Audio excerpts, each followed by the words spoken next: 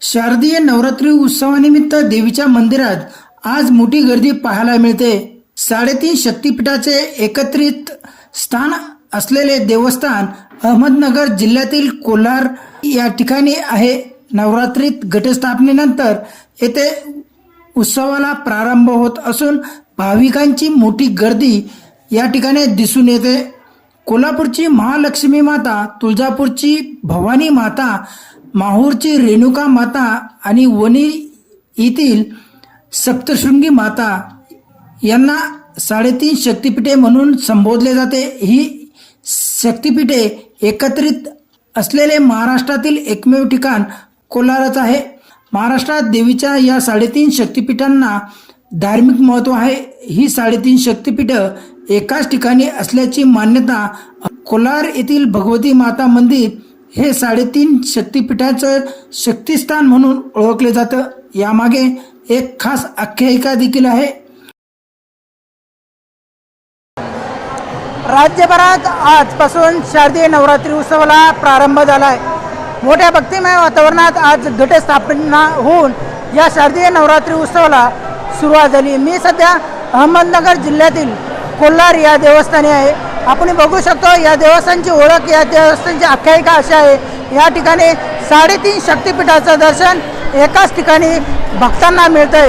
या ठिकाणची आख्यायिका अशी आहे की वणीची सप्तशृंगी, माहूरची रेणुका आणि कोल्हापूरची महालक्ष्मी माता या सर्व देवींचं दर्शन या ठिकाणी एकत्रित या कोलार भगवतीपूर या ठिकाणी होत असल्यामुळे या ठिकाणी मोठ्या संख्येने भाविक जे आहेत ते मोठ्या संख्येने गर्दी करतात। आज या ठिकाणी या देवस्थानची आकर्षक फुलांनी सजावट केली आहे आणि सकाळीच या ठिकाणी देवीचा जयघोष करत घटस्थापना करण्यात आली आहे। आपण बघू शकतो या ठिकाणी मोठ्या प्रमाणात भाविक जे आहे ते आपल्याला देवीचं दर्शन घेताना बघायला मिळत आहे। एकूणच हा जो उत्सव आहे, हा शारदीय नवरात्रीचा उत्सवाला आज मोठ्या भक्तिमय वातावरणात सुरुवात झाली आहे।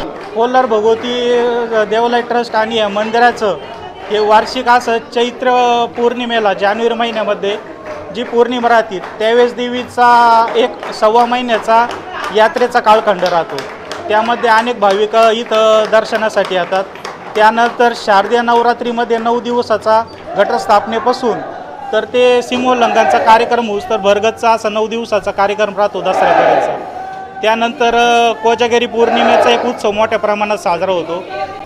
आणि मंदिराचं वैशिष्ट्य असं आहे की इथं जे तुम्ही पहिली दर्शन घेतलं त्यावेळेस लोटांगण बाबा जे आहेत इथं, तर ते देवीचे निस्सम भक्त होते। ते 4 देवींना लोटांगण घालत दरवर्षी दर्शन देत असत। ज्यावेळेस लोटांगण बाबांचं वय झालं, त्यांना आजारी पडले, वय झाले, ते दर्शन घेऊ शकत नव्हते।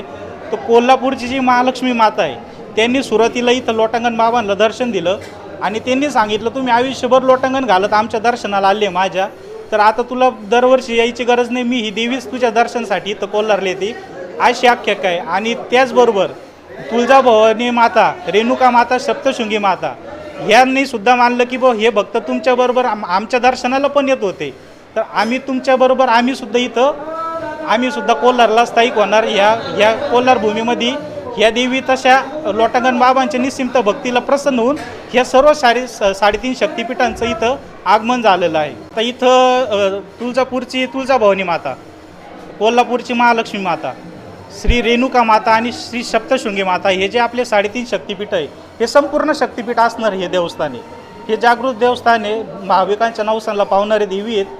आणि इथं नवरात्र काळामध्ये ज्यावेळेस आता तुम्ही पाहता घटस्थापना झालेली आहे। नमस्कार, हे भगवती मातेचं मंदिर आहे। इथे 3.5 शक्तिपीठ आहेत। ज्या लोकांना तुळजापूर, कोल्हापूर, सप्तशृंगीला जाता येत नाही तर ते लोक सगळे इथे येऊन दर्शन घेतात आणि ही देवी नवसाला पावते। आम्ही दरवर्षी येथे येतो उत्सवास। इथे येण्याचं आमचं कारण म्हणजे 3.5 पीठं आहेत इथे। 3.5 पीठं तर आपल्याला सांगताच येतील। माहूरची रेणुका पण आहे देवी, कोल्हापूरची महालक्ष्मी पण आहे आणि वणीची सप्तशृंगी आहे आणि तुळजापूरची भवानी आहे। त्यामुळे इथे आल्यावर साडेतीन पीठाचं आमचं दर्शन होतं, त्यामुळे आम्ही दरवर्षी येतो. राहुल कोगे, कोल्हार, अहमदनगर.